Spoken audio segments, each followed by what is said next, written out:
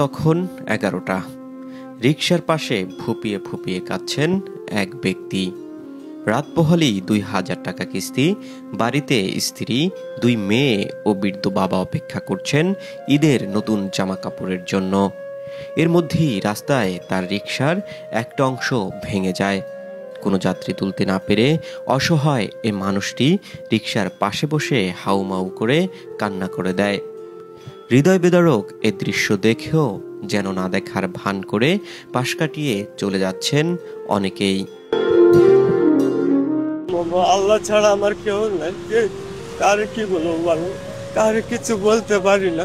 আল্লাহর কাছে কিছু বলার আছে? আল্লাহ কি বলছে আর কারে বলবো বাবা? আল্লাহর কাছে আমার সংসারটা ভালোভাবে চলে, এটাই।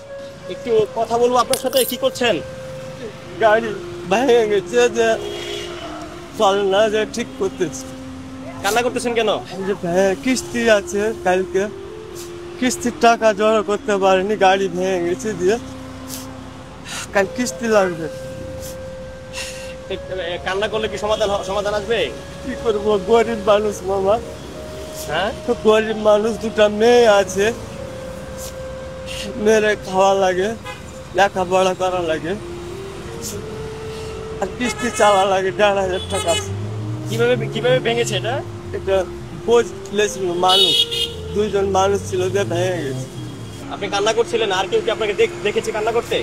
দেখেছে, কেউ কিছু বলেনি, কেউ আপনাকে জিজ্ঞেস করেনি? জি না। ঈদের জন্য কিছু কিনেছেন ফ্যামিলির জন্য? জি না, কিচ্ছু নেই, কিছু কিনে 2টা মেয়ের লাগে কাপড় ধরে কিনতে হবে, ওই লেগে কিনতে হবে, আমার লেগে কিনতে হবে। এখন কি কিনতে পারবেন? জি না, টাকা নেই। ঢাকায় আপনি কত বছর যাবত থাকেন? 14 বছর। 14 বছর। এই রিক্সায় চালাচ্ছেন? জি, আর আগে পায়ে রিক্সা চালাইছি, এখন অটো চালাইছি, আমি পারি না, এখন পায়ে রিক্সা চালাই।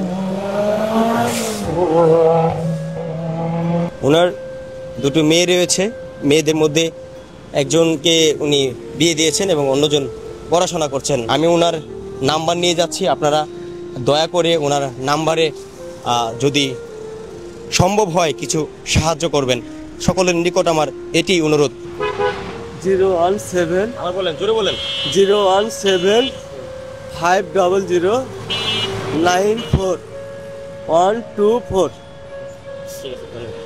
দর্শক, উনি ওনার নাম্বারটি দিয়েছেন, আপনারা অবশ্যই যাচাই বাছাই করে ওনার সাথে কথা বলে, সম্ভব যদি হয় ওনার সাথে দেখা করে, আপনারা যদি পারেন অনুরোধ করব ওনার পাশে দাঁড়ানোর।